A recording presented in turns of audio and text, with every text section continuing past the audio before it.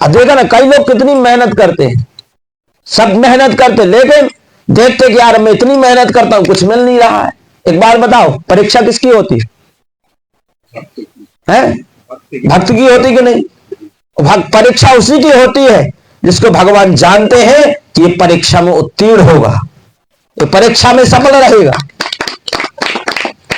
चंद्रगुप्त को विश्व सम्राट बनाने से पहले उनके आचार्य चाणक्य ने कितनी शिक्षाएं प्रदान की, मौत के मुंह में तक उनको डाल दिया चंद्रगुप्त को। तब जाकर के जब वो कहते ये नहीं कर सकता, बोले चंद्रगुप्त करेगा। वो चीज ना करने लायक तो उसको कहेगा ये नहीं कर सकता, क्योंकि आगे आकर के बहुत समस्या आने वाली। भगवान से जुड़ने से क्या होता है? भगवान से कर्म कोई नहीं काट सकता, ध्यान रखना। कर्म का फल मिलेगा, लेकिन जैसे कांटों में सोने से अच्छा गद्दों में सोने को मिल जाए तो कर्म ही है। देखो, भगवान सब कुछ करने में सामर्थ, सब कुछ कर सकते हैं। क्या तुम भगवान से सब कुछ करवाने लायक हो, या हम तुम सब भगवान से कुछ करवाने लायक है? कि भगवान के लिए हमने कुछ किया है?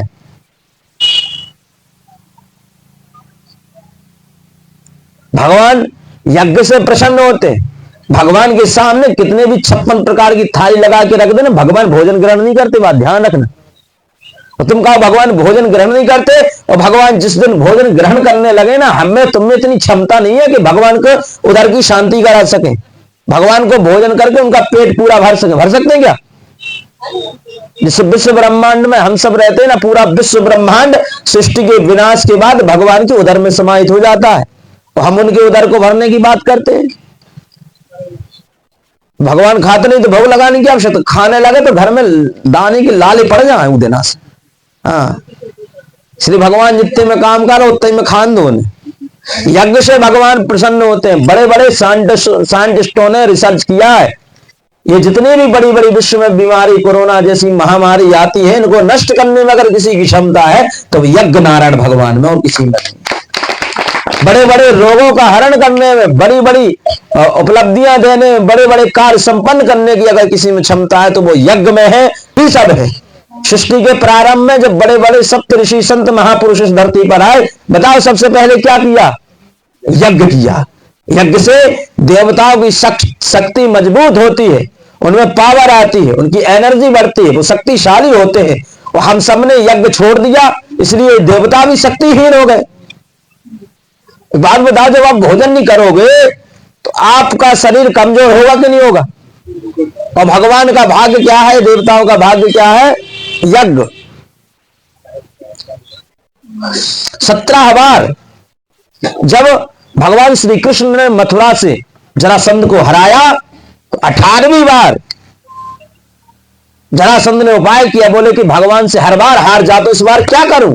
तो किसी ने कहा अगर ब्राह्मण को आगे करके जाओगे तो भगवान स्वयं भाग जाएंगे।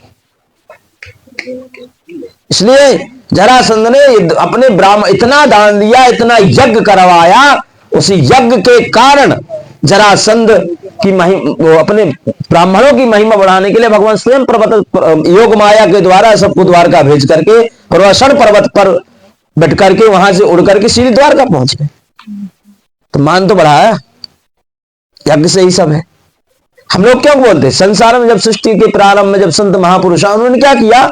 यज्ञ किया ना। आसुरी शक्ति कितनी थी, राक्षसों की शक्ति कितनी थी।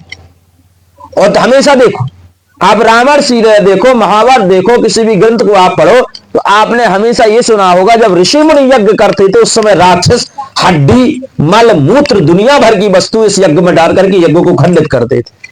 क्यों करते थे भाई? क्या है उसमें? लकड़ियां आग सामग्री है ना।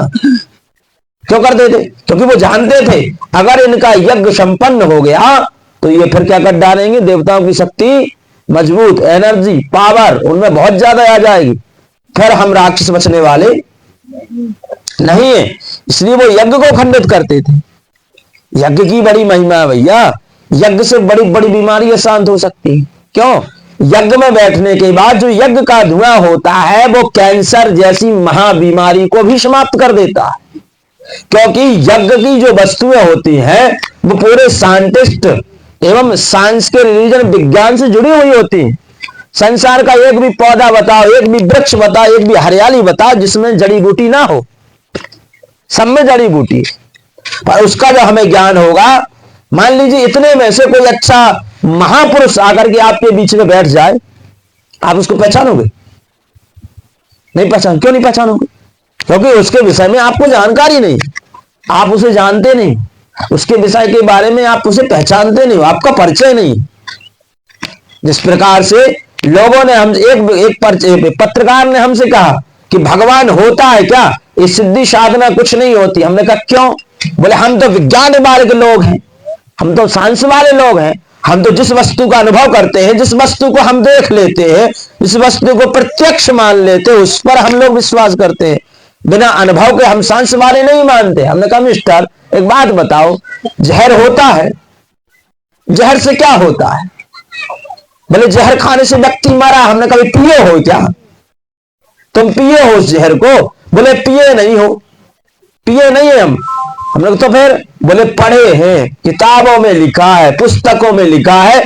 उसी प्रकार से हमने भी कहा कि हमारे ग्रंथों में, हमारे शास्त्रों में, हमारे वेद पुराणों में लिखा है कि राम की कथा है तो राम भी है, और हनुमान जी तो हनुमान की सिद्धियां भी। इसलिए ग्रंथ पढ़ना जरूरी है। आप सब ग्रंथ नहीं पढ़ सकते, एक ग्रंथ को पढ़ो। चाहे गीता अपने जीवन का लक्ष्य बना लो, चाहे रामचरितमानस अपने जीवन का लक्ष्य बना लो, या फिर भागवत कथा, जो आपको प्रिय लगे।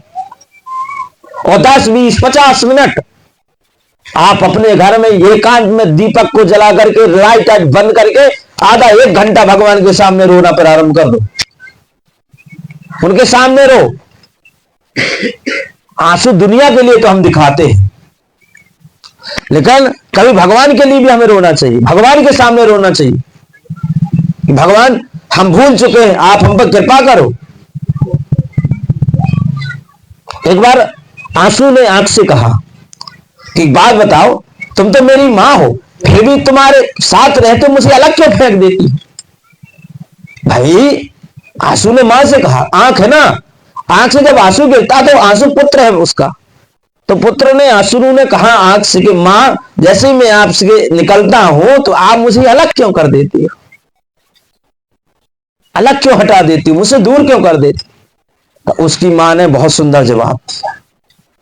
बोले बेटा, मां का प्रेम तो मां के जुड़ने से तुझे पता ही हो जाता है। क्या मेरे आंखों से तू आंसू निकला है, ये आंसू दुनिया भर के पाप संताप रूपी आंखों से भी निकलेगा, लेकिन मैं ये आंसू इसलिए निकाल रहा हूं कि कभी तू भगवान के चरणों में जाकर के गिरे, तू भगवान के पैर धोने के लायक तू कभी बने, इसलिए मैं आंसू अलग करती हूं, इसलिए निकालती हूं। ये जरूरी नहीं, बताना कोई जरूरी नहीं तुमको, कि कथा सुनाना कोई जरूरी नहीं, लेकिन कुछ बातों की जानकारी हमें होनी चाहिए। कथाओं के नियम है, कथा में पति पत्नी को 5 दिवस का, जितने दिन की कथा, हमारे यहां तो 5 दिन की, तो 5 दिवसीय तक कथा जब तक संपूर्ण रूप से पूर्ण हो जाए, पति पत्नी को ब्रह्मचर्य का पालन करना चाहिए, और 5 दिवसीय तक केवल हरिनाम संकीर्तन करना चाहिए। आहार विहार विचार परामर्श इत्यादि जो शुद्ध वातावरण में रहने चाहिए। अपने उस दिन 5 दिवसीय कामाशक्त नहीं होना चाहिए, ब्रह्मचर्य का पूर्ण रूप से पालन करना चाहिए। बताओ कथा यजमान कोई कर रहा है क्या? है कर रहा है?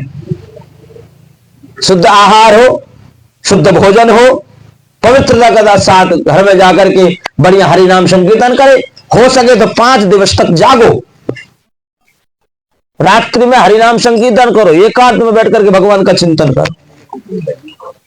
और ऐसा नहीं कथा सुनो, व्यास या पंडाल में बैठे हो, ये महत्वपूर्ण नहीं है। महत्वपूर्ण ये है कि जिस पंडाल में तुम बैठे हो और जिस पंडाल में जिस भी भगवान की कथा चल रही हो, उस भगवान की कथा तुम्हारे हृदय में बैठ जानी चाहिए, तो कथा का सार है, वरना कुछ नहीं। कथा सुनो, उस कथा के अनुभव में जहां राम जी विचरण कर रहे हो, चाहे कृष्ण जी की कथा चल रही हो, उस कृष्ण जी के चरित्र में आप अपने आप को ढूंढो कि मैं कहां हूं, मेरा चरित्र इस कथा में कहां है, मैं किस चरित्र में था और मैं कहां भटक रहा हूं। अब जिस कथा को सुनना है उस कथा को मन में चिंतन भी करना है। चिंतन करो, मनन करो, ग्रहण करो और सोचो क्या मैं ये हूं। आप लाखों कथा सुन लो, बड़े बड़े व्यासों की सुन लो, कोई परिवर्तन नहीं आएगा जब तक आप स्वयं परिवर्तनशील नहीं होंगे। समझ गए? सुनो, गुनो और घर में आपस में उसकी चर्चा करो। शुक्रवार को कटमुल्ले अपने घर से छोटे छोटे बच्चों को रोडों पर मस्जिदों में निकाल देते, टोपी लगा करके, खिंचाओ नमाज पढ़ो कहते ना, लेकिन हम लोग वो सांता क्लॉज आता है तो उस दिन बच्चों को सांता क्लॉज बना करके भेज देते हैं। अरे सांता क्लॉज मत बनाओ, रामनवमी भी आ रही है, अनेकानेक हमारे यहाँ व्रत आते हैं, तीर्थ आते हैं, अनेकानेक उत्सव आते हैं। उस समय आप अपने बालक को अपने घर से भगत सिंह, चंद्रशेखर आजाद या छत्रपति शिवाजी महाराज क्या मंगल पांडे जैसा स्वरूप बना करके उनको रस्तों पर उतारो। तो शुक्रवार को जाते हो आप लोग, शनिवार या मंगलवार अपने बच्चों को घर से निकाल करके तिलक लगा करके बढ़िया धोती परदानियां निकाल करके एक साथ जहां भी आपके आसपास में मंदिर हो, हनुमान जी का हो, शंकर जी का, किसी का भी हो, उस समय आपके जितने भी हिंदू हैं सबको शनि मंगल को एकत्रित होना चाहिए। तो उनको भी लगे कि हिंदू जागा है, हिंदू जाग रहा है और हे सीताराम भगवान।